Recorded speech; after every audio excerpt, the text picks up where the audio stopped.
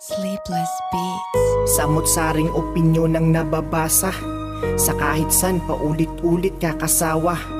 Naniniwalang sa gobyerno ang pag-asa, kaya kaluwagan hanggang ngayon di matamasa. Sino ang dapat nasisihin sa estado natin? Ako, ikaw, sila, sino sa atin ang sinungaling? Daming takot na sumagot sa katanungang hain, pues eto ang totoong di na pwedeng itago natin. Kakaumay ba ang buhay ng isang mahirap?